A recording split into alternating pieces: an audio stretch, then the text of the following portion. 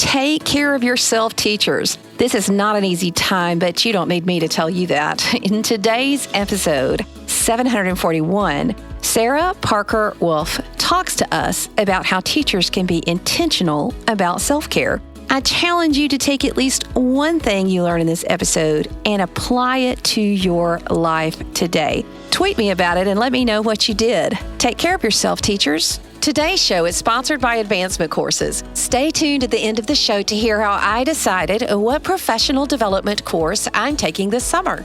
Welcome to the 10-Minute Teacher Podcast, hosted by author, educator, speaker, and mom, the Cool Cat teacher, Vicki Davis.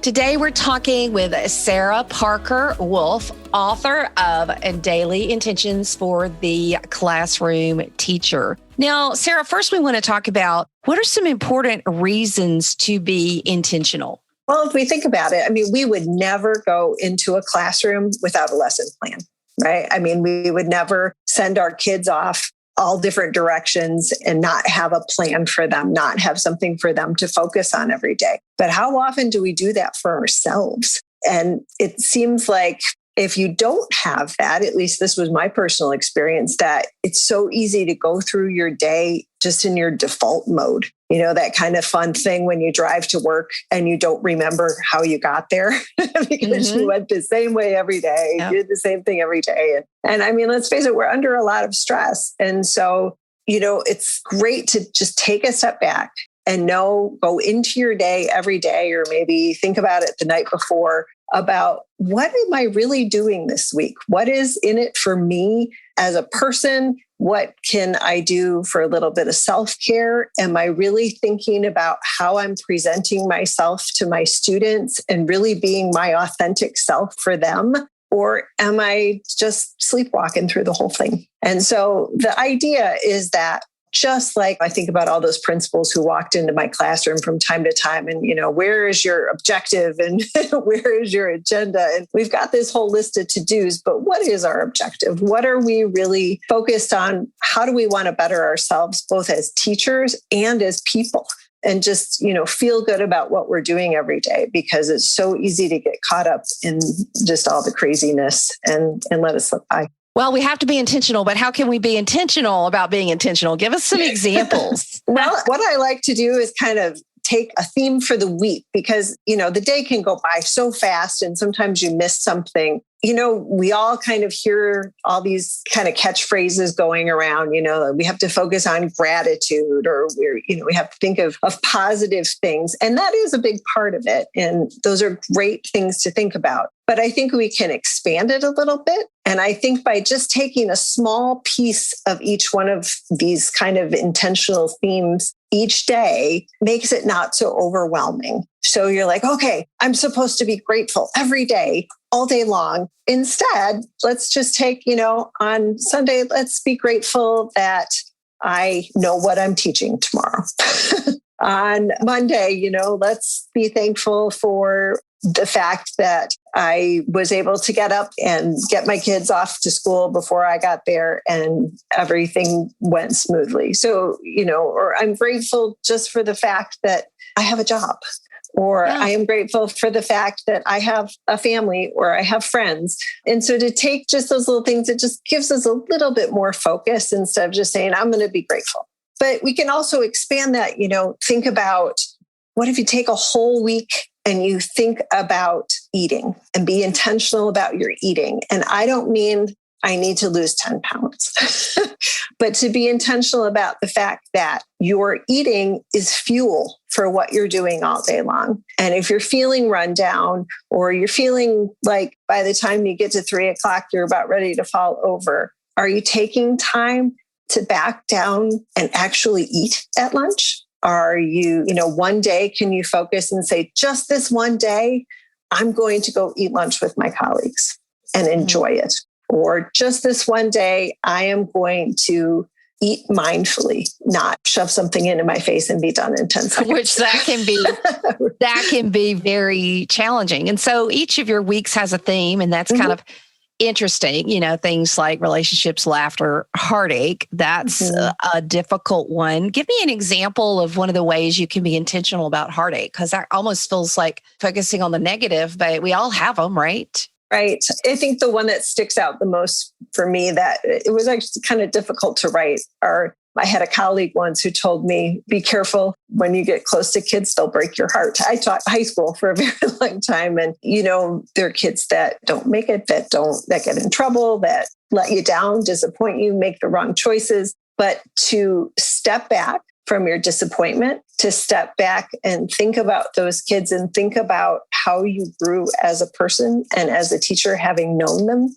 And I think there's another piece in there with heartache, with, when something happens in your life, not that you have to share every detail with your students, but to show them that you're human and how you can step back and have a response to something that touches you. It shows them that that's okay. We're the models for everything we do. They're watching.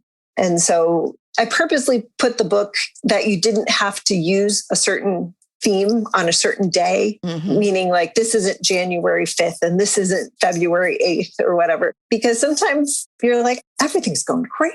I don't want to read about heartache. I don't need to be intentional about that right now. But when it does happen, when it does take you by surprise, sometimes stepping back and saying, okay, somebody else thought this too. And it's okay that I feel this. And I don't have to be this statue of everything's going to be okay all the time. And I can see the lesson in something, or I can see what I took away from it. Doesn't take it away, but maybe it's just the idea of working through it. Well, there's so many important things. And I really want to talk about another things that we need to be intentional about. And that is assuming good intentions. People who go through life being paranoid are never disappointed.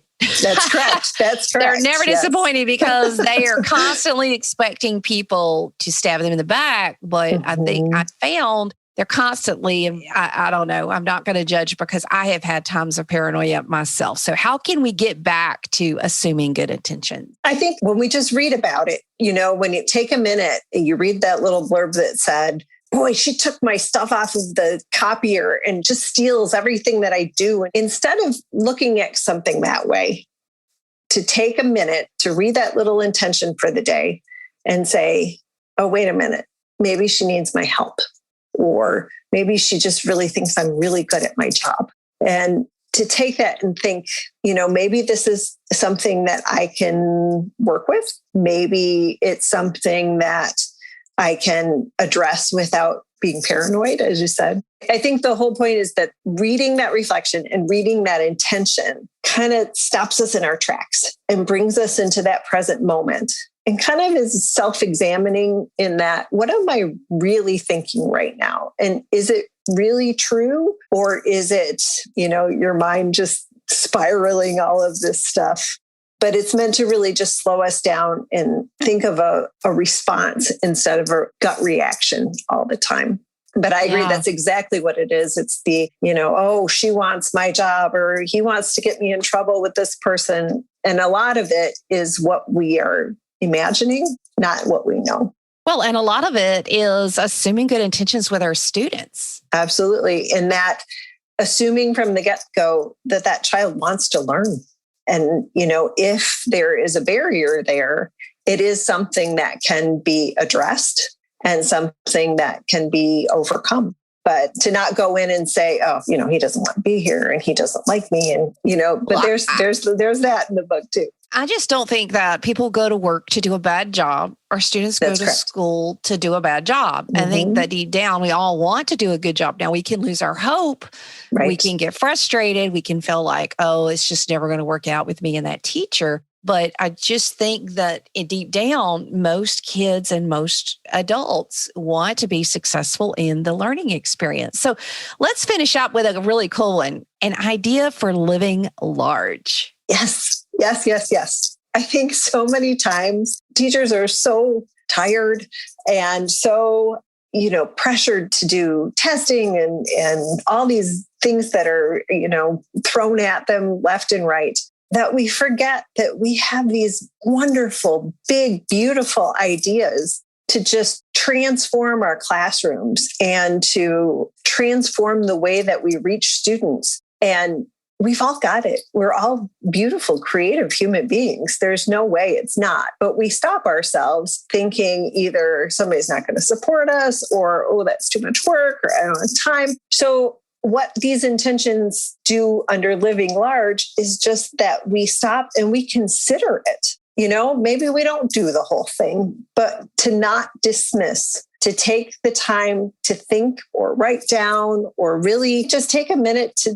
think through all those ideas that you've got bubbling up in there and maybe take a chance on one. And you know what? Maybe it goes completely wrong and it's horrible and it's okay. And that happens. Because once again, when you do that with intention and you even share that intention with your students, if it fails miserably, they know that that's okay. And we all learned something from it and we can move forward, but it was worth the risk because we learned something from it. Yeah. So the book is Daily Intentions for the Classroom Teacher by Sarah Parker Wolf. This is what I'm going to have on my desk. I love being intentional. I like the ones about leaving Post-it notes for myself on Fridays. There's just so many different exciting things that are in this book. So thanks for sharing with us, Sarah. And remember, teachers, be intentional. I know for me, I have planned my ideal week. I have been intentional about planning and when am I going to work out. I actually just worked out right before Sarah and I got on, so I'm a little bit flushed still, but that's just what we have to do. Thank you, Sarah. Thank you so much. I hope you enjoy it, and I hope we all just take that time for ourselves and to really see things through that we want to accomplish. This summer, I'm taking my professional development with advancement courses. Recently, I shared the 5-step process I use to select the perfect course for me at advancement courses. Go to coolcatteacher.com/select. That's coolcatteacher.com/SELECT to see how I selected my course. Your professional development should be customized to your current needs and what will benefit your career. Advancement Courses makes it easy to pick a course so you don't have to stress out. The filters on their website are simple to use, so you can find the perfect course for your grade level, subject area, or need. You can also use the coupon code COOL20, that's COOL 20, to get 20% off your course today. So go to coolcatteacher.com/select and begin picking out your courses today.